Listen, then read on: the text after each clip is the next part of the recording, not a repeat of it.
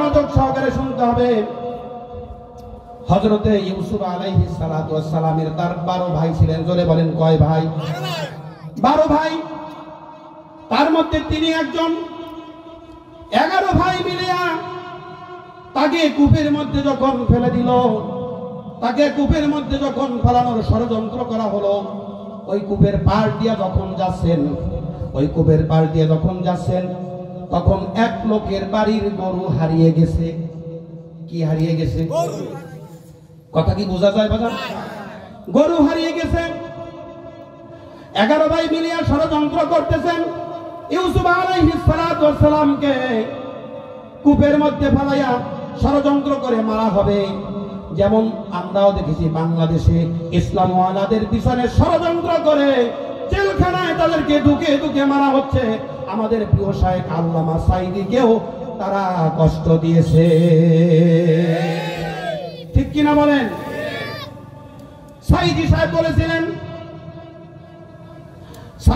বলেছিলেন বাংলাদেশের তাওহীদি জনতা এই 16 কোটিতে আস্তে করে একটু গোড়া নাড়া দিবে, মামু বাড়ি দিল্লি গিয়া পড়বেন।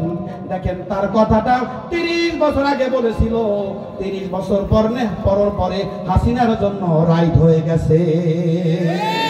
সুতরাং কোরআনের বিপক্ষে অবস্থান করার সুযোগ নাই। যে কথা বলতেছিলাম, ইউসুফ আলাইহিস সালাতু ওয়াস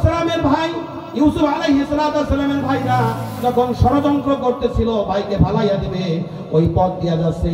ভাইরা খুব দুর্দর্শ ছিল, ভাইরা খুব জ্ঞানী ছিল, যেহেতু নবীর বংশ, নবীর আওলাদ, অত্যন্ত জ্ঞানী, অত্যন্ত ব্রেনী মানুষ, অত্যন্ত বিচক্ষণ মানুষ। যখন যাচ্ছেন তখন বলতেছেন এক ভাই আর এক ভাইকে, ভাই আমরা তো যাচ্ছি, এই রাস্তা দিয়া একটা গরু গেছে। কি গেছে? গরু গেছে। গরুর মালিক শুনতেছে যে এই 11 জন জানলো কেমন করে, তাহলে চোর তো পাওয়া গেছে। জোরে কম কথা, ঠিক না? চোর পাওয়া গেছে, তাহলে চোরের পিছনে লক্ষ্য করতে হবে। চোর কি বলে? আর এক ভাই বলতেছে ভাই গরু তো গেছে, তাহলে একটা গাভী গরু গেছে। কি গরু গেছে? আরো জোরে কন। গাভী গরু গেছে। এ কথা বলার পরে আর এক ভাই বলতেছেন ভাই শুধু গাভী গরু যায় নাই, এটা 100 কানা গরু গেছে। কি? এখন যেই তথ্যগুলা দিছে সব তথ্য মিলে গেছে বাড়িওয়ালার সাথে, যে তার যে গরুটা হারাইছে সেই গরুটার 100 কানা, গরুটা ছিল গাভী, আর গাভীর পেটের মধ্যে ছিল বাচ্চা। এত কথা যখন মিলছে তাহলে এরাই চোর, ঠিক কিনা বলেন? পাকড়াও করা হলো, ধরা হলো তাদেরকে। ধরার পরে নিয়ে যাওয়া হলো বাদশার কাছে নিয়ে যাওয়ার পরে বাদশা বলতেছেন তোমরা চুরি করলে কেন? বলতেছেন বাদশা আমরা চুরি করি নাই, আমরা নবীর আওলাদ, আমরা চুরি করতে জানি না, আমরা অপরাধ করতে জানি না, আমরা অপরাধ বুঝি না, সুতরাং আমাদেরকে ষড়যন্ত্র করে এখানে ধরা হয়েছে। একথা বলার পরে বাদশা বলতেছেন এদেরকে নাস্তা দাও, খেতে দাও। খাবার যখন দিয়েছেন, রুটি, কিতাব প্রমাণ করে তাফসীরের মধ্যে আসছে রুটি দিয়েছেন। রুটি যখন খায় ভাজি দিয়ে, তরকারি দিয়ে, তখন এক ভাই বলতেছেন যে ভাই আমাদেরকে যে খাবার দিয়েছে রুটি, এই রুটি যে মহিলা ভাজতেছেন নিশ্চয়ই সেই মহিলার মাসিক হইতে আছে। কি হইতেছে? আপনারা কি কথা বলেন না? কি হইতেছে? মাসিক চক্র মহিলাদের হয় কি হয় না? এখন এরা জানলো কেমনে মহিলার মাসিক হইতেছে?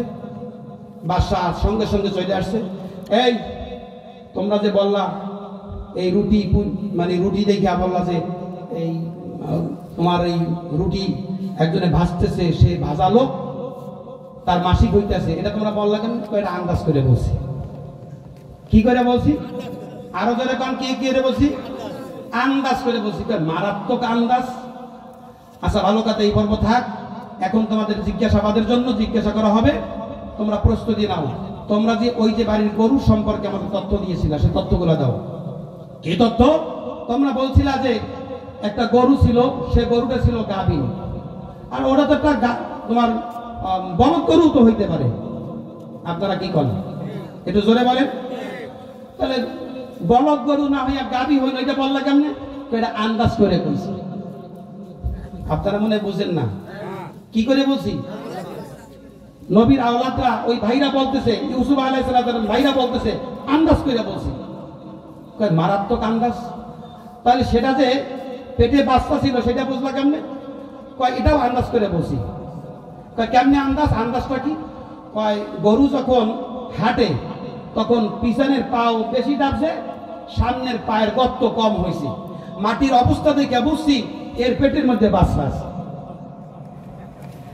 তাই এটা যে কানা ছিল গরু, 1 চোখ কানা ছিল, এটা বললা কেমনে? কয় এটা বলছি এই জন্য, এটাও আন্দাজ করে বলছি। এটা আন্দাজ করে কেমনে বললাম? কয় এটা আন্দাজ করে এই জন্য বলছি যে রাস্তার 2 পাশে আরেক পাশ দিয়া খায় নাই, সুতরাং এতে বসতে আর বাকি নাই যে গরুরা 1 চোখ কানা ছিল। কথা বলে না। সুতরাং বুঝতে বাকি নাই যে 1 চোখ কানা ছিল। তা আমিও বলতে চাই, সমাজের এক শ্রেণীর মানুষ আছেন যাদের সামনে কোরআন উপস্থাপন করা হয়, কোরআনের আলোচনা করা হয়, কোরআন দিয়ে কথা বলা হয়, তারপরেও তারা চোখ থাকতে দেখে না, চোখ থাকতে তারা দেখতে চায় না, কান দিয়ে তারা শুনতে চায় না, হৃদয় দিয়ে তারা ধারণ করতে চায় না। আল্লাহ রাব্বুল আলামিন তাদের ক্ষেত্রে বলেছেন উলাইকা কাল আনআমি বাল হুম আদাল উলাইকা হুমুল গাফিলুন।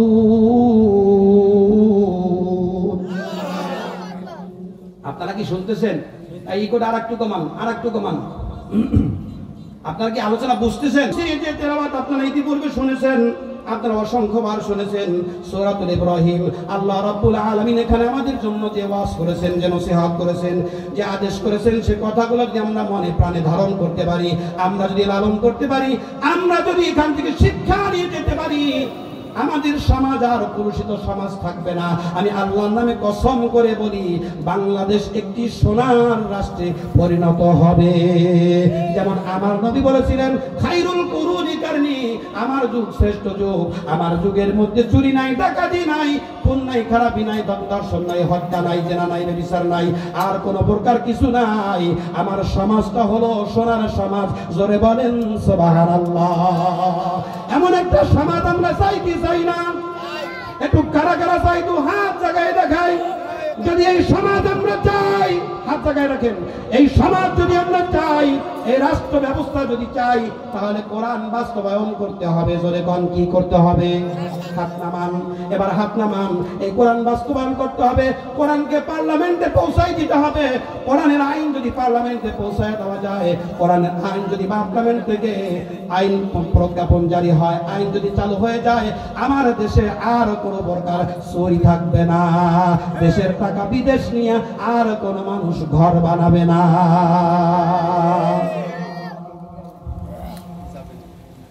অসুবিধা হচ্ছে? চলবে? আর একটা মানুষের হাত নাই অথবা পাও নাই, 2 জন মানুষ কি সমান? যারা আওয়াজ দেন নাই, মনে হয় তারা বুঝতে চান নাই, তারা মনে হয় বোঝেন নাই। আমি আবারও বলতে চাই, যার হাত নাই আর যার হাত আছে, 2 জন মানুষ কি সমান? আরো জোরে বলেন। সুতরাং আমরা হচ্ছি আল্লাহর করুণা এবং রহমতের মুখোভিক্ষি।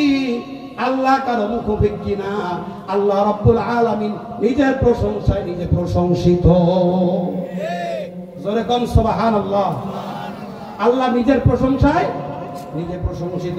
এবার আসেন আমি আয়াতে কারিমা থেকে সে কথাটুকু বলার চেষ্টা করব। আল্লাহ রাব্বুল আলামিন বলেছেন, আলিফ লাম রা কিতাবুন আনজালনাহু ইলাইকা লিতুখরিজান নাসা মিনাজ যুলুমাতি ইলান নূর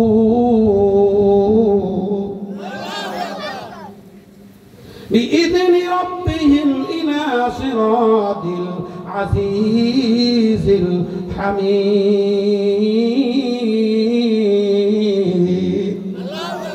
আল্লাহ রাব্বুল আলামিন এখানে যে কথাটুকু বলেছেন, আল্লাহ রাব্বুল আলামিন বলেছেন আলিফ লাম রা।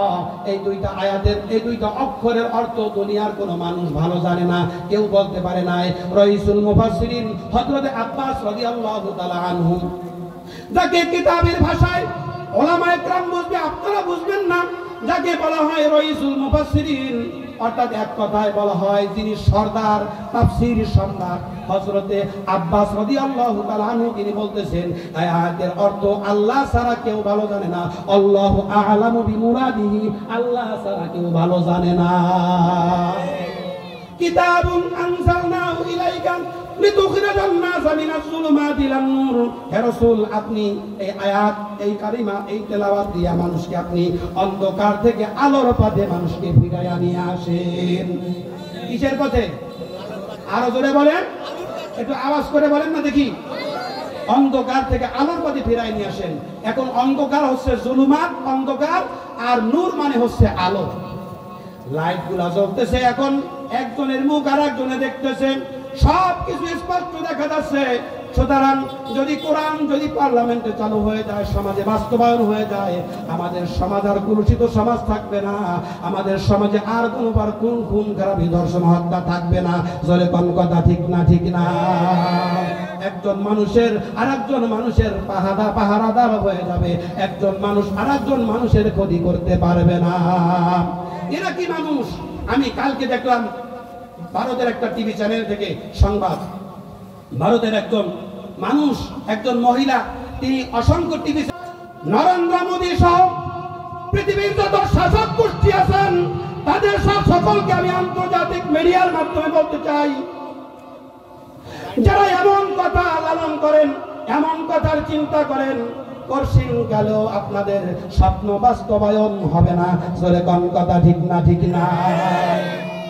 দেখেন আপনারা ইতিহাস, গোটা ভারতবর্ষকে মুসলিমরা শাসন করেছেন একাধারে 100 বছর 200 বছর নয়, দীর্ঘ 780 বছর। জোরে বলেন, কত বছর? আর একটু জোরে বলেন। 780 বছর পর্যন্ত মুসলিম শাসকরা পরিচালিত করেছে। ইহার মধ্যে কোন শাসকের এরকমের কোন নজির নাই, দেখাইতে পারবে না কোন হিন্দুর উপরে তারা আঘাত করেছে। আমরা সেই সম্প্রতি বাংলাদেশে আমরাও দেখাতে পারি। আমাদের সামনের পরে আছেন একই জায়গায় কবরস্থান, তার পাশেই শ্মশান। শ্মশানে হিন্দুরা পোড়ায়, মুসলমানরা কবরস্থানে দাফন দেয়। মুসলমান এবং হিন্দুর মধ্যে সম্প্রীতি আছে, আমাদের মধ্যে কোনো প্রকার দ্বন্দ্ব নাই। এই সম্প্রীতি নিয়ে আমরা চলি। সুতরাং তোমরা যদি পাথর মারতে চাও, আমরা তার পরিবর্তে ফুল দিয়ে বরণ করতে চাই। ঠিক কিনা বলেন? আসো তোমরা কোরআনের কাছে, আসো তোমরা ইসলামের কাছে। কারণ আল্লাহ রাব্বুল আলামিন আহকামুল হাকিমিন, আল্লাহ তাবারক তাআলা ওয়াল জালাল বলেন, ইন্নাদ দীনা ইনদাল্লাহিল ইসলাম। আমার মনোনীত ধর্মের নাম হলো, আরো জোরে বলেন না, আমার মনোনীত ধর্মের নাম হলো Islam. Islam is the complete code of life. একটা মানুষের জন্য পরিপূর্ণ জীবন ব্যবস্থার নাম হলো ইসলাম। যদি কোনো মানুষ ইসলামে দাখিল হয়ে যায়, উদখুলু ফিস-সিলমি কাফা, একজন মানুষ যখন পরিপূর্ণভাবে ইসলামের মধ্যে দাখিল হয়ে যায়, আল্লাহ রাব্বুল আলামিন তার সকল প্রকার জরুরাত আল্লাহ তাআলা পূর্ণ করে দেয়। বলেন সুবহানাল্লাহ। আসুন বন্ধুরা, আজকে মাহফিল থেকে আমরা শিক্ষা নিয়ে আমরা সামনের দিকে এগিয়ে যাই। যেহেতু